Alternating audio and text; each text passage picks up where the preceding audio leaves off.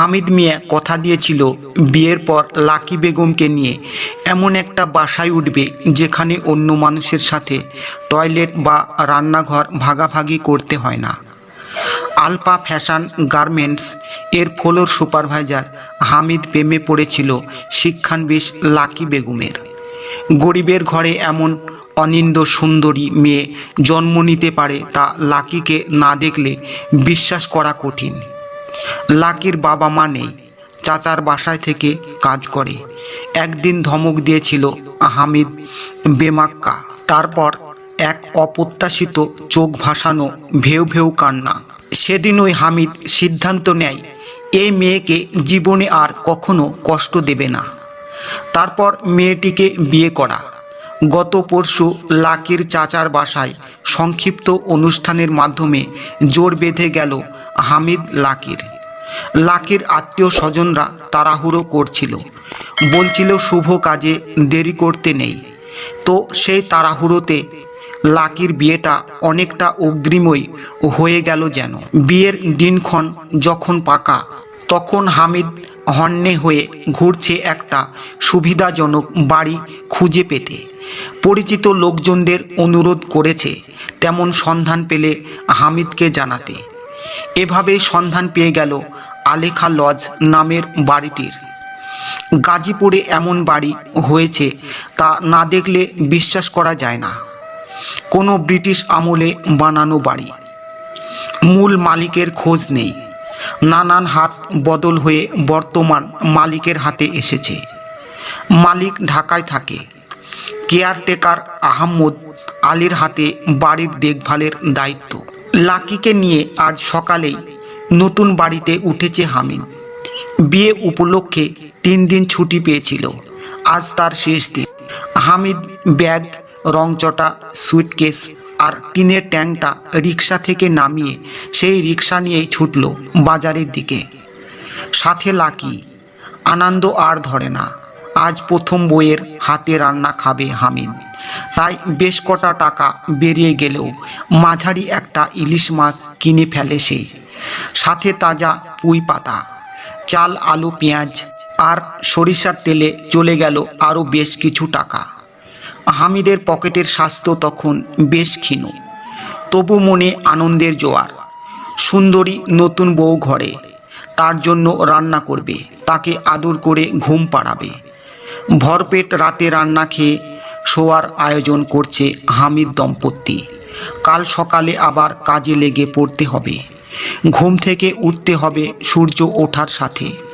তাই হামিদ যখন আধশোয়া হয়ে বিছানায় কম্পমান অপেক্ষায়, তখন দেরি না করে আরও কিছু গোপনীয়তার আশায় লাকি উঠে গেল রাস্তার পাশের জানালাটি সাটিয়ে দিতে। রাস্তাটি এরই মধ্যে বেশ নির্জন হয়ে গেছে। এমনিতেই এই বাড়ির ত্রিসীমানায় অন্য কোনো বাড়ি নেই। তার উপর ঘর গোছাতে গোছাতে প্রায় 10:30। লাকি আলগোছে দৃষ্টিপাত করে রাস্তার পরে। হঠাৎ বুকের মধ্যে ধক করে ওঠে তার, কেঁপে ওঠে সারা শরীর। একটা খুনখুনে বুড়ি এক দৃষ্টিতে তাকিয়ে আছে তার দিকে। পরনে সাদা শাড়ি, বয়সের ভারে কুঁজো হয়ে আছে সামনের দিকে। চোখের দৃষ্টিতে শত জন্মের বিতৃষ্ণা আর ঘৃণা। চোখ নয়, যেন দুটো চকচকে রূপ মুদ্রা বসানো অক্ষি কোঠরে। গা শিরশির করে ওঠে লাকির। মনের কোণায় বাসা বাঁধে গুমোট একটা ভয়ের অনুভূতি। তাড়াতাড়ি জানালা বন্ধ করে বিছানায় উঠে আসে সে। নিজ সংসারে বাতি নেভানো প্রথম সোহাগের সময় কেমন একটা নিস্পৃহা শীতলতা গ্রাস করে লাকিকে। সে রাতে ভালো ঘুম হলো না লাকির। মনের কোণে ভেসে ভেসে আসে বুড়ির ঘৃণা মাখানো তীব্র দৃষ্টি। ছেঁড়া ছেঁড়া স্বপ্নে দেখল বুড়ি তাকে আঙুল তুলে শাসাচ্ছে আর কুত্তি, মাগি ইত্যাদি সহ নানান অশ্রাব্য ভাষায় গালাগালি করছে। শ্লেষের সাথে অভিসম্পাত করছে স্বামীর গোপন সোহাগকে। অস্বস্তি নিয়ে ঘুম ভাঙে লাকির। ভোরে ভোরেই হামিদ মিয়া কাজে গিয়েছে। পান্তা ভাত, কাঁচা পেঁয়াজ আর বাসি তরকারির ঝোলই ছিল নাস্তা। যদিও ইচ্ছা ছিল পরোটা আলু ভাজি করার। কিন্তু গত রাতের অস্বস্তি হেতু অনিদ্রা আর প্রথম সোহাগী অভিজ্ঞতার ক্লান্তি লাকিকে এগুতে দিল না। বিয়েতে উপহার পাওয়া একটা নতুন সুতির শাড়ি নিয়ে গোসলখানায় ঢোকে লাকি। গোসলখানাটি বাড়ির বাহিরের দিকে, শাওলা পড়া পোড়ানো পাঁচিল, টিনের দুমড়ানো দরজা। সকালের আলো ফুটে উঠেছে তখন। ধীরে ধীরে নিরাভরণ হয় লাকি। শরীরের আনাচে কানাচে বইয়ে দেয় বরফ শীতল পানি।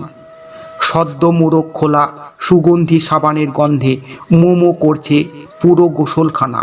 ঠিক এমন সময় একটা অদ্ভুত অনুভূতি গ্রাস করে লাকিকে। মনে হচ্ছে কোনো এক গোপন গবাক্ষ পথে লাকির সুঢল গোলাপি দেহলতা তাড়িয়ে তাড়িয়ে উপভোগ করছে কেউ। লজ্জা, ভয়, অস্বস্তি আর রাগে সারা দেহে চুমকুড়ি খেয়ে ওঠে রোমকূপগুলো। নিশ্চিত হওয়ার জন্য হঠাৎ টিনের দরজাটার হুড়কো খুলে বাহিরে চোখ বোলালো লাকি। দেখে না, কেউই নেই। আবেশ মুছে দ্রুত গোসল সেরে ঘরে ঢুকে পড়ে। চুল এলিয়ে দিয়ে চালের কাকড় বাঁচতে বসে লাকি। বিগত জীবনের কত স্মৃতি মনে উকি ঝুঁকি দেয়। আসলে মানুষের জীবনটা কত বিচিত্র। সে কোথায় ছিল আর এখন কোথায় এলো, ভাবতে ভাবতে একটু তন্দ্রা মতো আসে। আটকে থাকা বাঁধ ভেঙে কোথা থেকে যেন আছড়ে পড়ে একরাশ ঘুম তার চোখের জমিনে।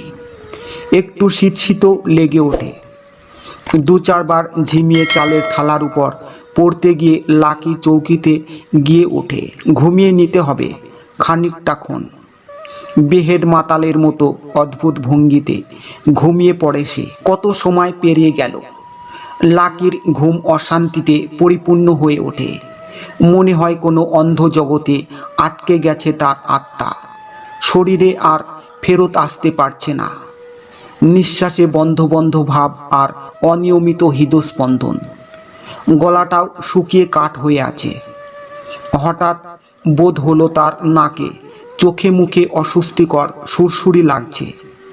মুখটাকে এদিক ওদিক ঘুরিয়ে অস্বস্তি থেকে মুক্তি পাবার চেষ্টা করে সে, কিন্তু ক্রমশই বাড়তে থাকে তা। ঝট করে চোখ মেলে লাকি। ঠিক 1 ফুট উপরে সমান্তরালভাবে শূন্যে ভেসে আছে একটা বুড়ি। খোলা চোখে তীব্রভাবে লাকির দিকে তাকিয়ে আছে সে। অন্তরাত্মা ছিটকে বেরিয়ে আসতে চায় লাকির মুখ দিয়ে। গঙ্গানির শব্দ বের হয়, তবুও নড়তে পারে না এক চুলো। হঠাৎ একটা বুক ভাঙা আত্মা চিৎকার দিয়ে কেঁদে ওঠে লাকি। সাথে সাথে ঘোর ভাঙে যেন। দেখে কেউই নেই ঘরে। সারা শরীর ঘামে ভিজে জবজবে হয়ে আছে। ছাতি ফাটা তৃষ্ণায় শুষ্ক হয়ে আছে কণ্ঠনালী। টলতে টলতে উঠে বসে লাকি। শেষ অংশ অল্প কিছুক্ষণের মধ্যে পোস্ট করা হবে।